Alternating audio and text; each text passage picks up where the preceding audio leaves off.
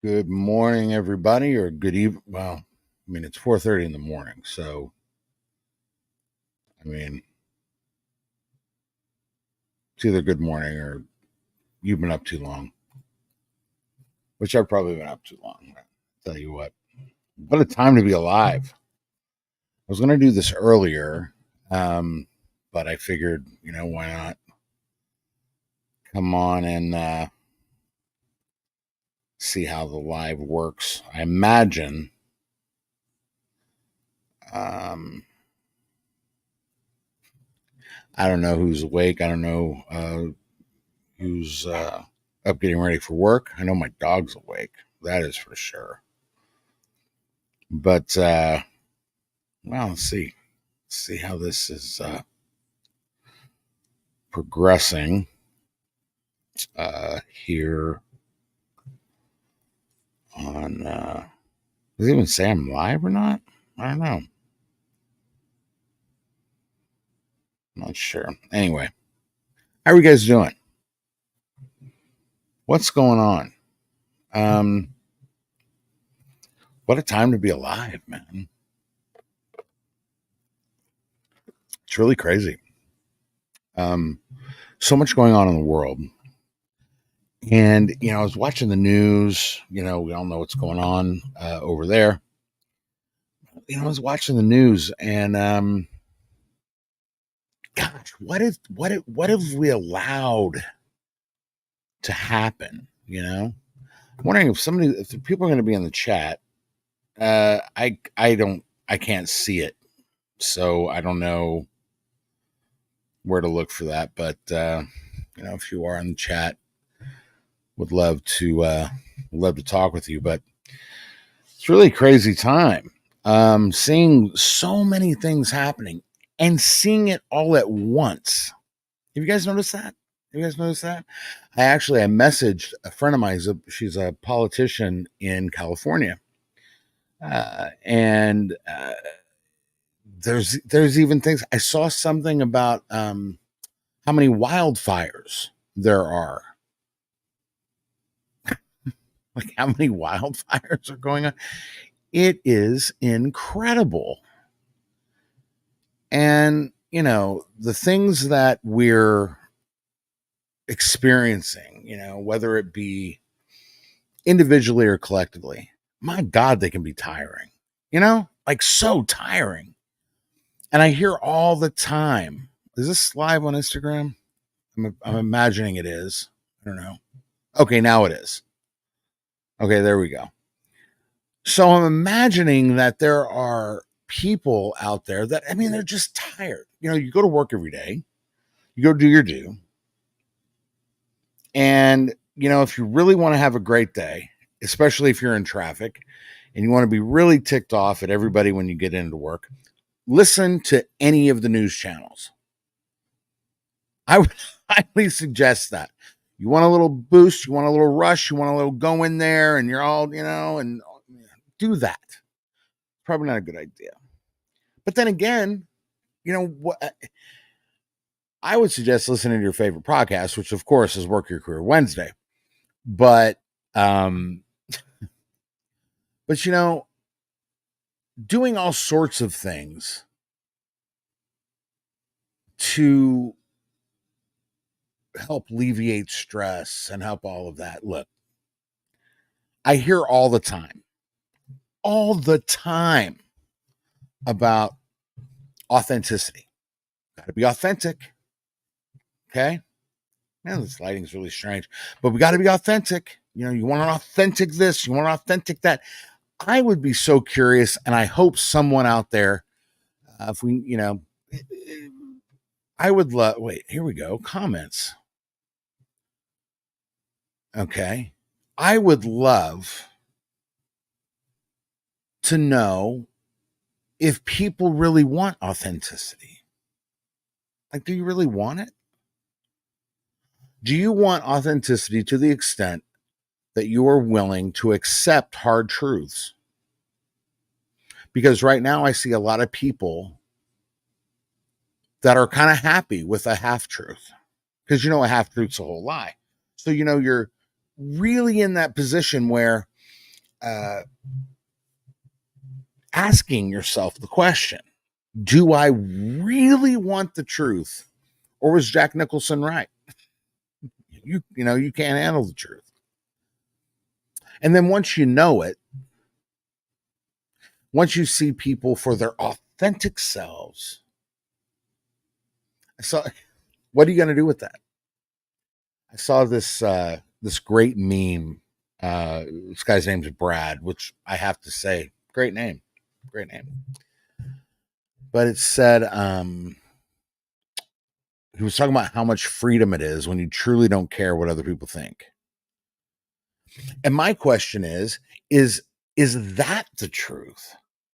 And if you don't care what someone thinks, does it also come with a fair amount of zeros in your bank account that you don't have to worry about it? Because that's what happens. I mean, that is freedom to be able to say what you want. And we've been we've been squashed. We've been, almost the entirety of the country in one way, shape, or form is in this trash compactor, right? They're in the middle of it, and the walls are closing in. The walls are closing in, right? In one way, shape, or form. And one side is pretty okay with pressing the button at this point. We've gotten into a situation where the echo chambers are so strong. Okay? The echo chambers become so strong that one side will say something and the other side goes for it without really thinking too much about it. And if you want to talk about authenticity, well, yeah, they are probably authentic to the narrative. They're authentic to the extent that they understood it, right? They're authentic. Choose that word, authentic and real. You want to get real. Can we really handle the truth that the real that we're talking about might not be pleasant, and we may have to take a harder look at ourselves? It's so funny how the numbers keep going up and down. But are we really there? Are we really at that point to where we truly don't care what people think? I don't know. I don't think there's a lot of people out there. I'm sure nobody that's here watching this now, but I'm sure I just have a feeling that there's not a lot of people out there that can just be genuine in saying that, yeah, there are things about this side that I can't stand, da da da da da, things like. I am really fearing that we're in a situation that's a little dire. And I don't mean, wars and stuff like that necessarily. What I mean is we're getting to the point where people on either side do not care what the other has to say. I'm sorry. They don't. There's no winning someone over. So focused on the echo chamber that, critical thought has become somewhat of a groupthink thing. There were things that brought me to one side, and it was years and years ago. I remember with I was watching the DNC, and I think it was 2008, and it was really interesting. And they brought a pastor up to give the opening prayer, and the crowd booed God. And I'm like, my goodness gracious, they booed God. They weren't booing the pastor. Nobody knew who the pastor was. So the only thought that anyone had is that, oh my God, they're booing God. And even the commentators were like, I'll never forget it. I was sitting there watching it with my stepdad, and we were in the family room, and I look up at the TV, and there they go. People are booing God. They're booing the prayer. I think at some point they had a Native American up there burning sage, or I don't know, something like that. But when it came to the pastor, they were booing the pastor. I had to take a hard look at that, because I remember being the party of inclusivity of working people, and I take a hard look at that. So then I went over to the other side. I went over, and the older I get, the more conservative I get. But then I looked at things that I hadn't agreed with for a long time, and I had to come to a hard truth about what was going on there.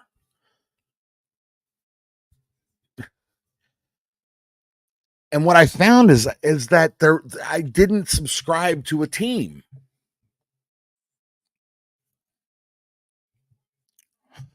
Until I did. Right? And once I did, I felt comfortable. I was, I kind of went that. But I think in one case, and this is for both sides, is that you're looking for perfection in dramatically imperfect people.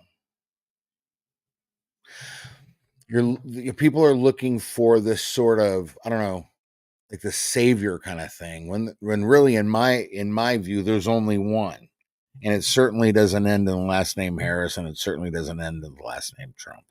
Just doesn't. Sorry. I find it interesting that these days we have to censor certain words in order to trick, which, I mean, that algorithm is thoroughly tricked now. But you have to say things like corn to denote certain things. You have to say, you can't talk about Second Amendment. You say pew pew. So silly.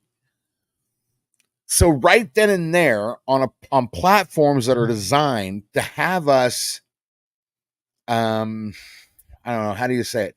To have us come together. That's what this stuff was designed for.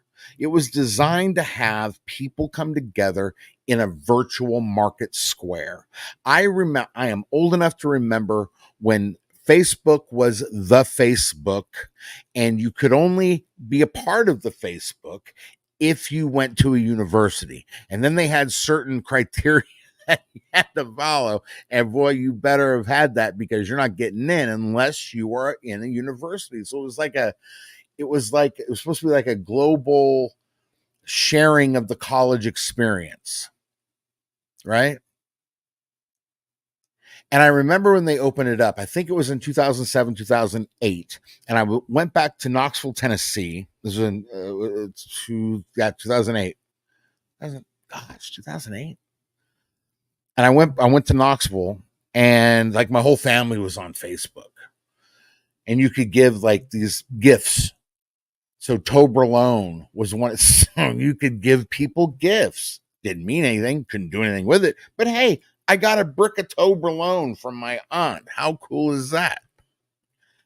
It was just stuff like that. But even then, I knew that what we were embarking on was something that we had no idea. We had no idea of what the ramifications were, what was going to happen. I remember MySpace. I remember I was in the business kind of back then. And so there were different like actor friends of mine. And when I had the model and talent management company, there were people that I knew in LA that I would communicate with on MySpace. And it was it was such good feelings, right? You would write, and this happened with everybody. You would write things to someone that would make their day. You know, it's so funny when I challenge people to the awesome challenge, for example, which I would love for everyone that's watching this to do. The awesome challenge is amazing. For example, what you do is you go up to, you get your Starbucks, right? Or wherever you get coffee, and you order, you pay the money, they give you, there's usually a little chit chat, and you just look at the barista and say, "Hey, you're awesome." That's it. I challenge people to do that for a solid week and just see what happens. Another way to do it is you open it up and you say, "Hey, has anyone told you that you're awesome today?" And they'll say no. Sometimes they'll say yes, but most of the time they'll say no. And you just look at them and say, "Hey, you're awesome." It's amazing, those two words that have the ability to really put a smile on someone's face and to really open them up. Nobody in the service industry really gets a whole lot of respect. Now, if they're not getting that respect at work, a lot of times these people aren't getting respected at home.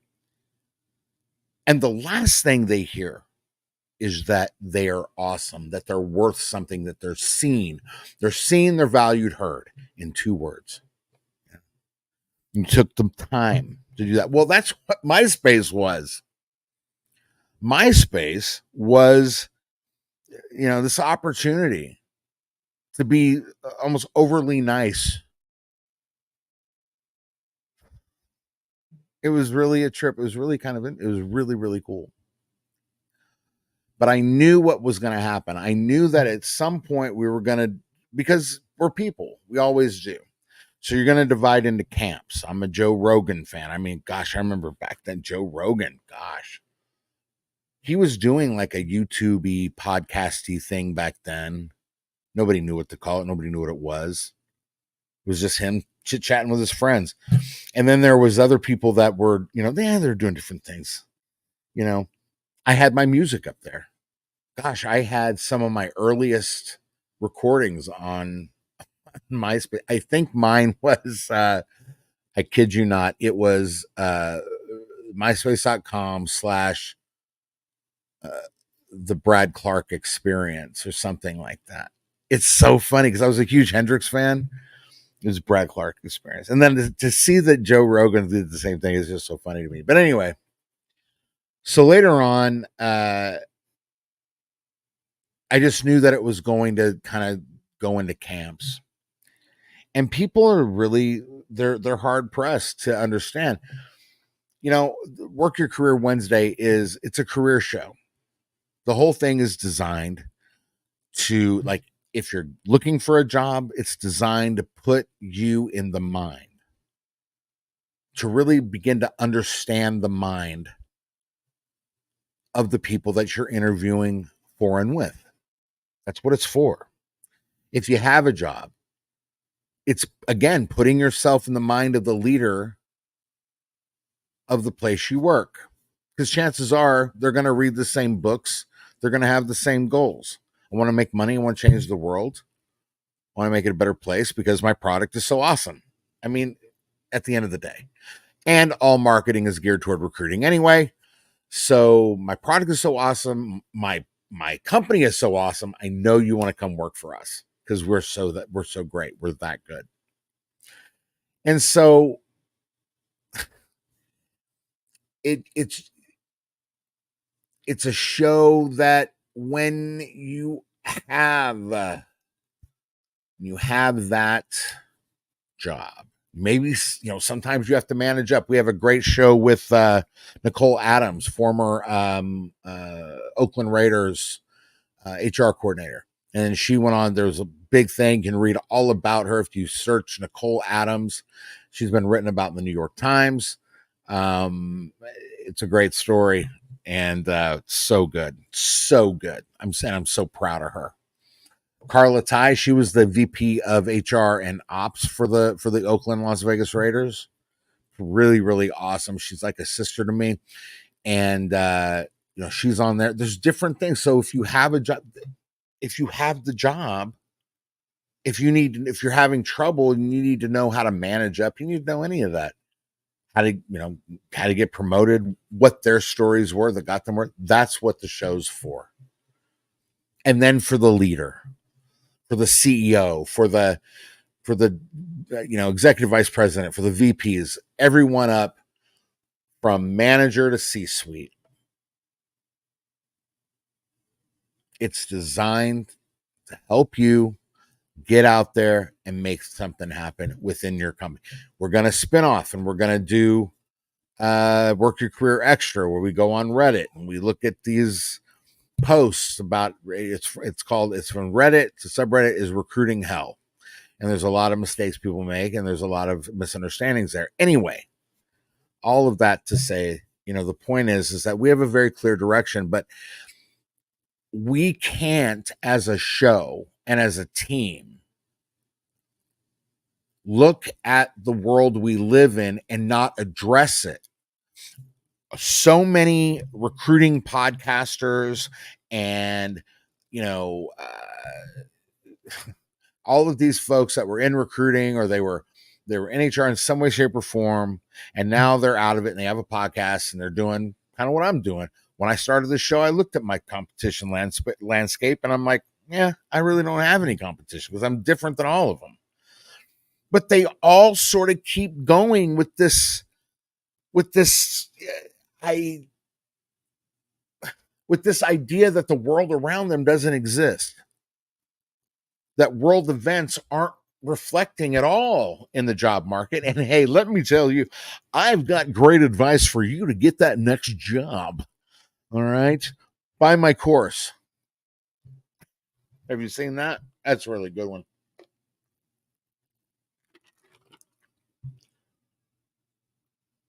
But, honestly, I'm not saying that to boast. I'm just saying, look,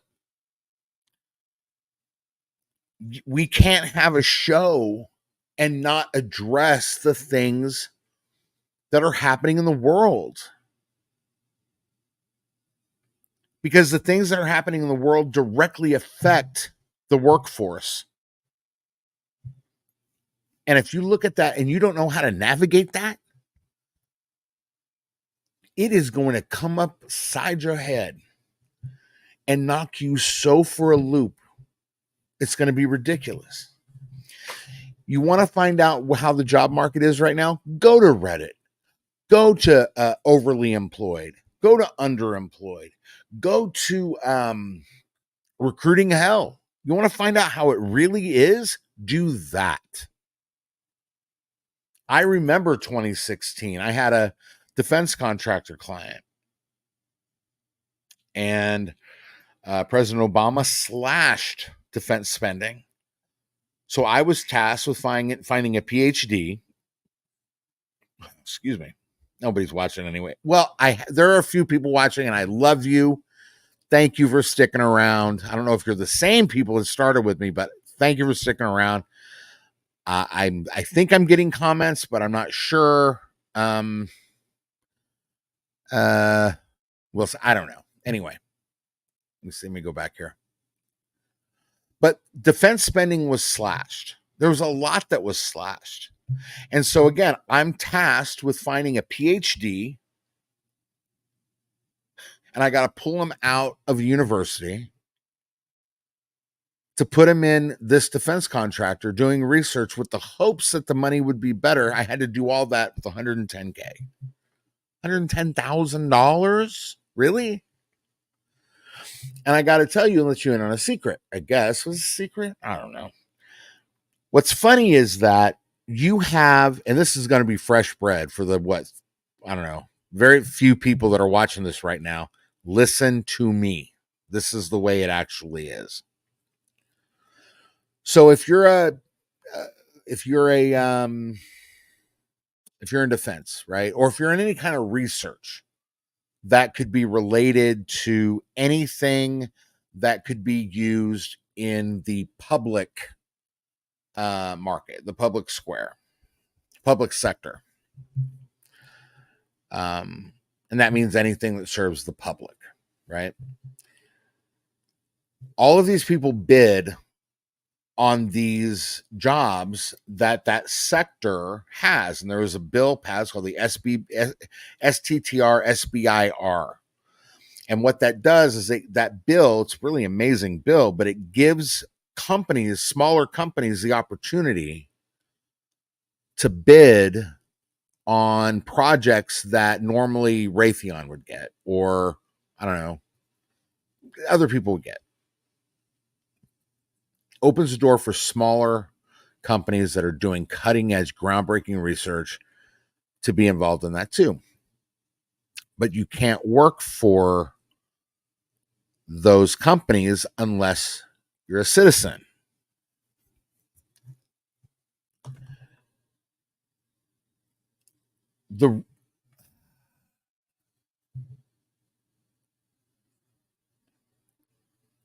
Sometimes those rules aren't as stringent at the university level, and universities bid on the same stuff. Now, they don't get them usually, but they do. They have opportunities too. So I'm trying to pull a tenured PhD in whatever their discipline was. I can't talk about that, but it was whatever their discipline was, and put them in this private company. It was next to impossible. And why do I talk about that? Why do I even say that? The reason I say it is because the rest of the world is going to impact what happens in the job market. In fact, when they're talking about economies, when they're talking about the health of an economy, if we're about to go into a recession, whatever, they look at the job market. And recruiters at the cutting edge of that. They know beforehand. I should be doing this on LinkedIn too. Can I do that? Yeah. I guess my point is when you have shows like this, we typically don't. Let me put it this way. I've been in the entertainment business for many years. And there's a couple rules that you must live by, especially, well, when I was doing it. And that is, you keep your political opinions and your religious convictions to yourself, because you don't want to alienate half your audience, right? You don't want to you don't want to have one side of them pissed off at you, and all that. We're not in that time anymore, right? We're not in that time anymore. So with shows like this, what they typically do is, because they don't want to make anybody mad, and who knows, they might be a client one day, and all blah blah blah blah blah.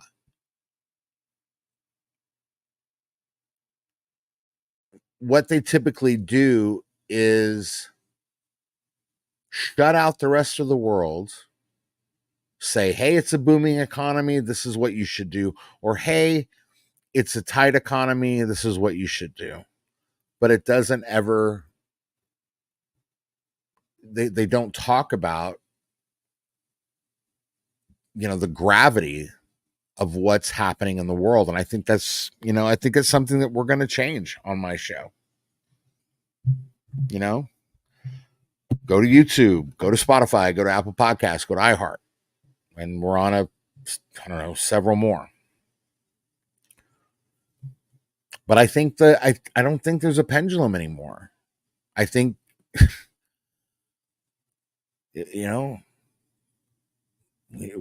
I feel like we're all running through the gauntlet, and I feel like we're all tired. I feel like it's hard to grasp everything that's going on. And I don't care what side you're on. Congratulations, whatever side you're on. I love that. Stay there, do your thing, whatever. I'm not here to change anybody's mind. on that, because I don't think you can, honestly. Like I said, I think people's minds are made up. I think they are swallowing half truths and calling it gravy, not understanding half truth's a whole lie, and so uh, whatever. In the desert, we'll drop of water. That was good. Yeah, give me more of that. Give me more of that bull. Yeah, give me more. I just love it. Oh, is that? What is that? Is that rain? Terrible, man. That's what they're doing. They're taking half truths, running with it. One side's yelling at the other. Gosh, I was on TikTok and there was this guy, as an influencer, and just going at it with this other guy that was on the other side, and it was just nauseating.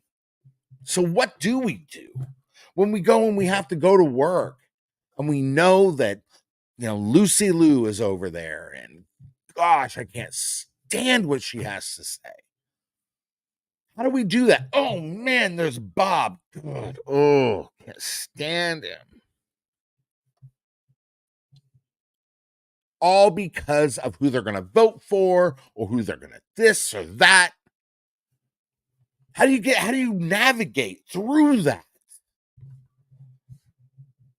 When you're going to work and you're listening to MSNBC or you're listening to Fox or you're listening to whoever, how do you navigate that? I'm going to tell you how. There's two ways. Number one, you stay on mission. Had a great show with Corey Jackson. Gosh, what was that? 2 weeks ago? Wait, let me add. Hold on. Why not? Why not? We'll go on LinkedIn too. Had a great show with Corey Jackson. And he said that the way that he navigates all of this stuff within his own company is his people are so focused on mission that you could have people on the right, you have people on the left, all of that. But it doesn't matter. You know what matters to them? Families matter to them. Closing the deal matters to them.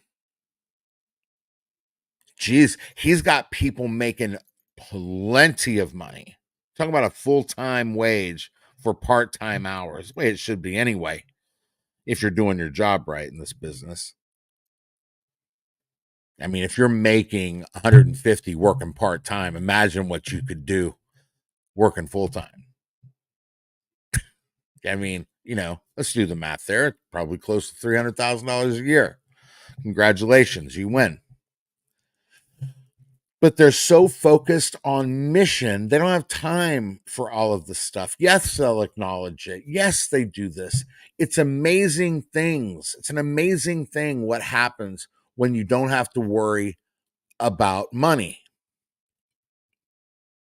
There's so many people that are focused on what's happening, and you should know what's going on politically. You have to know what's going on with your country. You have to know what kind of economy you're in. And again, you got to talk about how this is going to affect the job market. Okay, great. We're there. But when you're so focused on mission, you don't have time for all that. So number two, and I can go into that. I'll probably do a show about that at some point. The second way, you've got to be spiritually grounded. You have to be.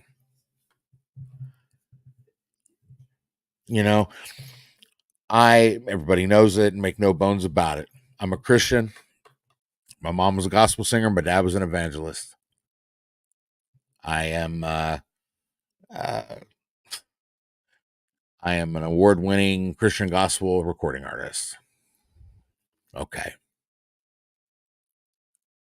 But my faith is what keeps me going. Man, I was watching the news. I was watching the news about, I don't know, some calamity. I don't know, within the past few days. Um, it wasn't about the big thing, but it was enough. I think it was campaign stuff and what's going on with Biden and all that. And I've never been one of these guys that has been, you know, when times get tough, you've got to get into your word and you have to open your Bible and you have to do all that. I've never been that guy, really. It's probably bad that I haven't been, but I haven't been. And I make mistakes, obviously, but I've made quite a few. But my anxiety level was through the roof. It really was. It was through the roof. And all of these things started playing in my mind, and I'm watching the news and blah, blah, blah, blah, blah, man. And it got really bad. I looked at my wife and I was like, this is bad. Like, wow, I am buzzing. I am vibrating. I'm so anxious. And we had a Bible on the table, and I opened it and started reading it. And it wasn't immediate, but there was a peace that came over me. There really was. There was a peace that came over me. And then I got to thinking about every single person I've interviewed on Work Your Career Wednesday. We're talking CEOs, billionaires, millionaires, leaders of people, leaders in organizations, directors, VPs. Every single one of them has a strong spiritual foundation. And somewhere along the line, I forgot. I forgot all about it. That's my fault. That's my bad. But I did. And I actually practiced my faith beyond lip service. Corey Jackson, that last interview I did with him is fantastic. And I contacted him after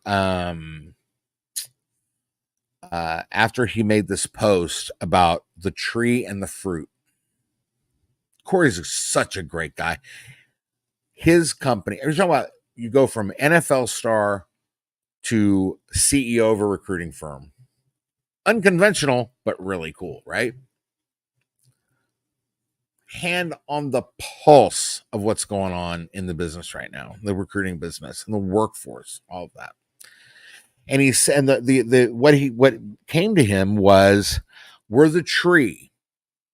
We get all excited when we produce the fruit and people come and they pick it and they're like, wow, this is so good. This apple's so good. This whatever, this pear, this plum. Oh man, it's so good. They pick it and they walk away. And we get so bogged down and we get so offended and we get so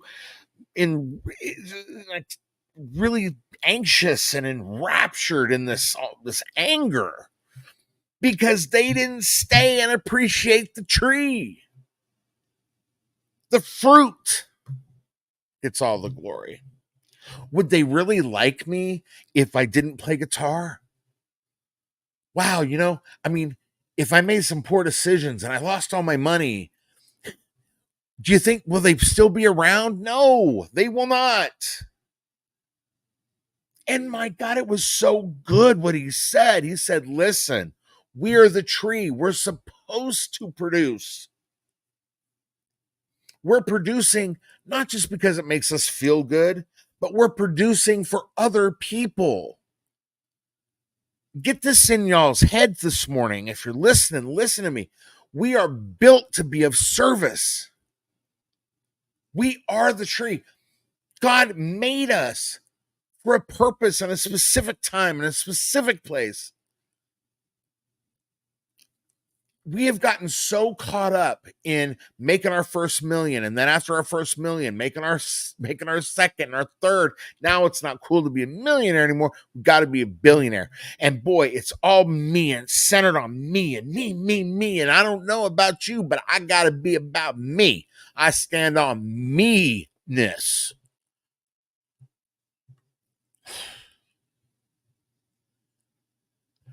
When the whole idea behind anything behind any product, behind anything, any movement. It's to serve. We are built to serve.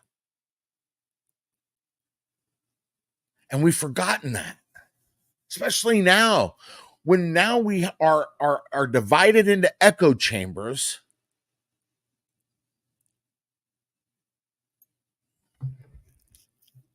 And we've forgotten the service aspect of just what makes us human.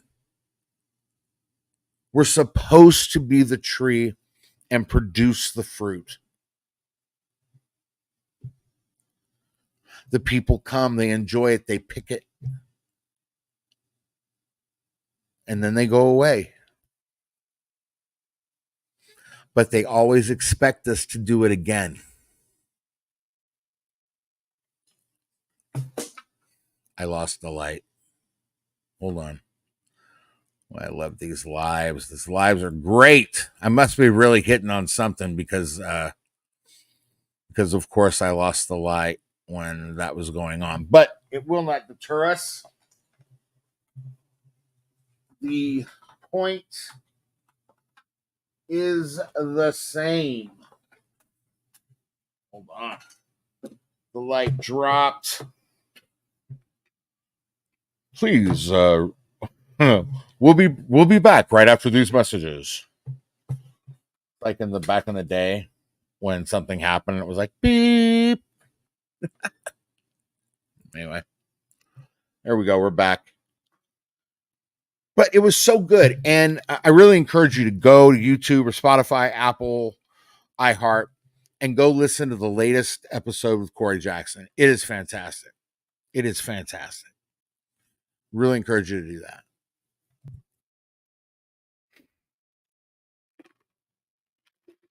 If we forget that we are the tree that is supposed to produce, and what does that look like for you? I don't know.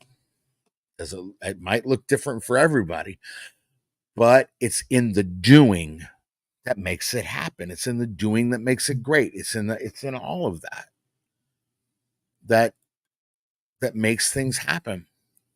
And it's flat out fantastic when you grasp it, when you really do grasp it. And then guess what happens? Kid you not.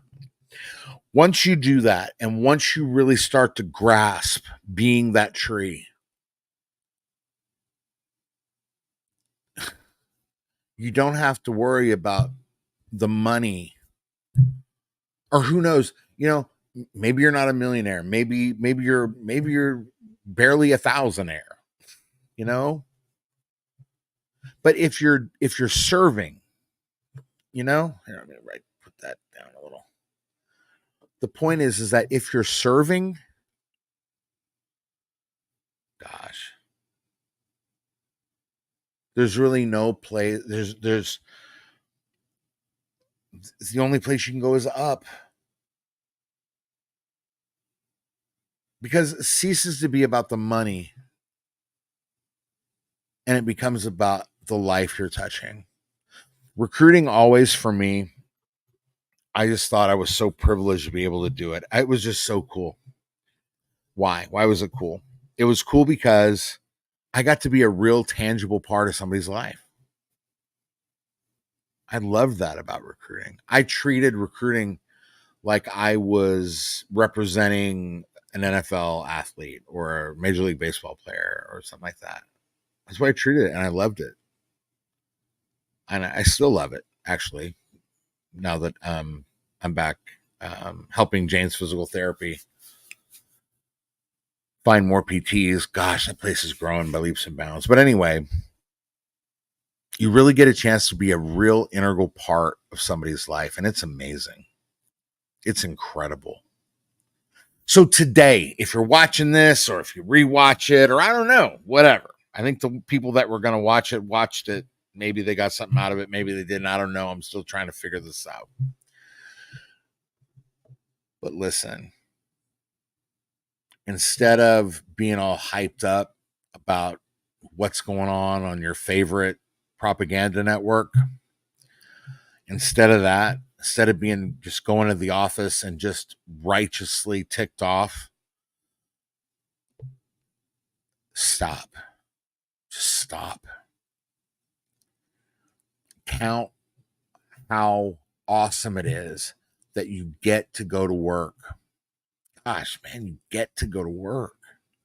You get to go out there and impact someone's life. You get out there, you impact your team's life. Maybe you're a leader. You get out there and you get a chance to really motivate your team by just being there.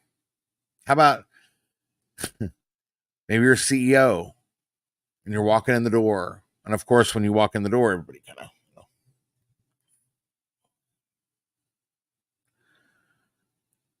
but a gesture of, hey, how you doing? Are you okay? Goes a long way. So it's really neat to be able to understand that. And whatever is going on in the world, yes, on this show, on Work Your Career Wednesday, we'll talk about it. Absolutely, we'll talk about it. We're not going to shirk from it. I'm not going to worry about half my audience liking me or half my audience not liking me. Honestly, neither one of y'all are paying my bills. But y'all can be my friends. If I can help out in some way, shape, or form, help by helping you, maybe y'all can help me navigate through all this foolishness. My gosh, man, that'd be amazing. Let's do that. Let's help each other succeed today. And hey, here's one. And I don't know, there's not too many people watching it right now, but I got an idea. The Awesome Challenge. You know what? I think I'm going to go live later today and we're going to talk about the Awesome Challenge. And I'm going to be challenging people to the Awesome Challenge. So stay tuned for that. But I got to tell you, man, really, I sincerely, and everyone on my team, every single person, look, we love you. God bless you. Let his face shine upon you and give you incredible peace. Be excellent to yourself. Be excellent to each other. Oh, I forgot to tell you, I got some big news coming up. Going to be interviewing somebody really cool, Hollywood legend. You're going to love him. But stay tuned for some great things and know that we love you. And we'll see you, I don't know, probably in a few hours. Have an incredible day. You deserve it. Bye-bye.